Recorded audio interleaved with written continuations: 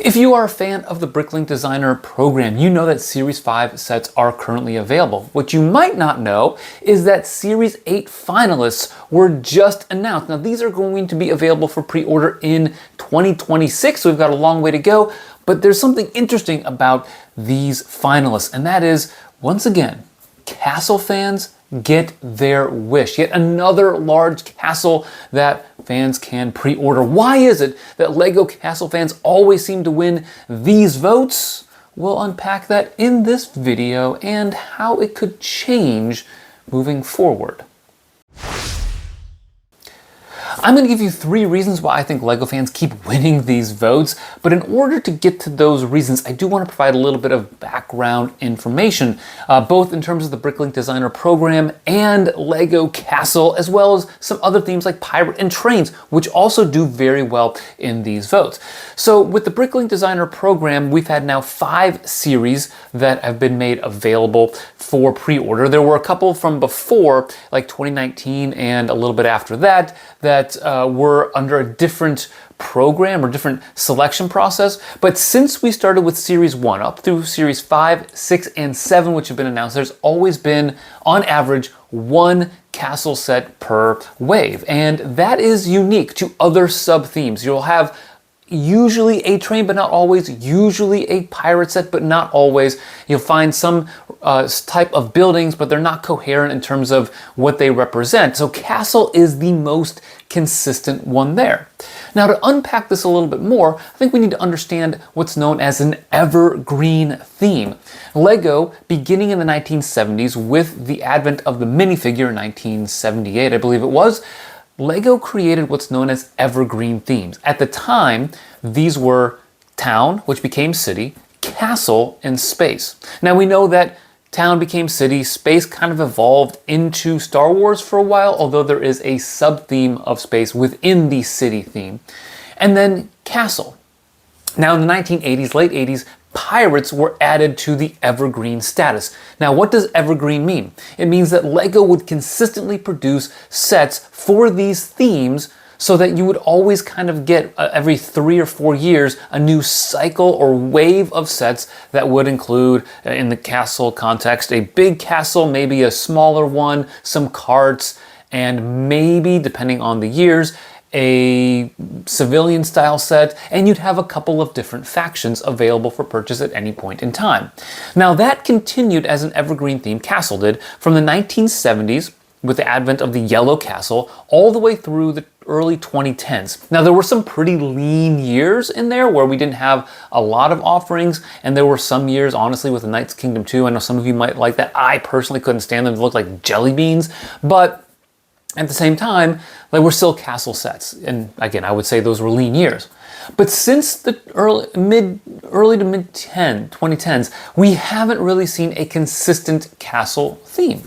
And instead of getting that, we are recently getting some one-offs, an idea set, maybe a creator 3-in-1 set like we are getting this year and like we got in 2021, maybe an icon set like the Lion Knight's Castle or the Medieval Town Square, but never a consistent theme that is going to give you a variety of options. And of course, recently, up until this year, the more common options that we've had are really just regurgitations of old factions, tapping into perhaps that nostalgia.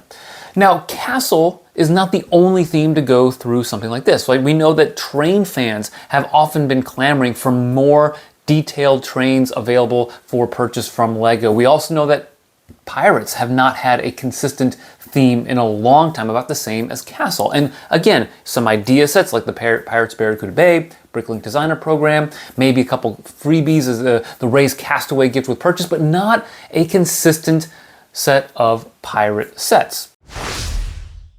So now that we have this context, I want to tell you 3 reasons why I think LEGO Castle fans keep winning these votes. Now you can also extend this, I think, to Pirate and Train to a lesser extent, but it definitely, I think, applies to Castle fans. The first one is, as we've talked about, there isn't a consistent theme, and LEGO Castle fans are starved for offerings. It's why people get so excited about the new factions that are in the Lego vending machine, that people are so excited for the upcoming Creator 3-in-1 Castle, why people bought a lot of copies of the old 3-in-1 Castle, and why I think the Lionites Castle is one of the best sets that we've seen in a long time, and fans on Brickset.com would agree with that, giving it a very, very high rating.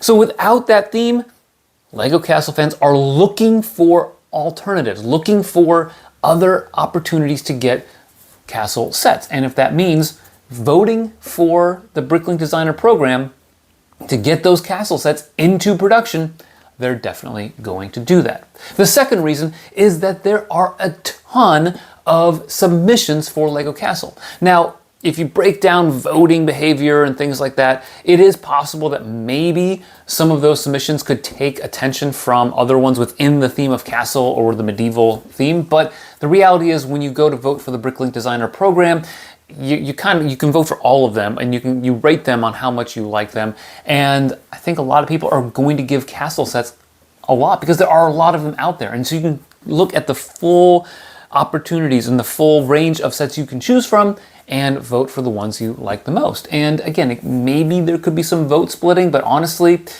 I think you're going to end up getting castle sets as long as you have about 25% of all submissions being castle or medieval related. And we certainly see this with the responses in terms of the actual produced sets. Now, again, thinking about this, so many submissions definitely indicates that there's a lot of passion. And so again, no theme, people are starved for castle sets, an opportunity, an outlet emerges, and people are going to give a lot of submissions. But that in and of itself isn't quite enough, because we know that Lego is a business. And while Lego has its ups and downs in terms of its relationship with the fan community, we know that they do want to make money. And of course, it makes a lot of sense for them to take a look at where all these votes are coming in, and all of the people that are paying attention to it, and all of the people who are buying the sets. And when you look at Lego Castle, there are a lot of people who grew up, like me, in the 1980s and 1990s that loved Lego Castle when it was an evergreen theme.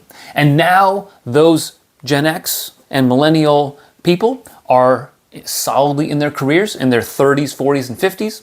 They have, and we have, a stable source of income. We have disposable income, and we are willing to spend it on the things that we want to buy. And for us, big castle sets are definitely on that list of things that we would want to buy as Lego fans.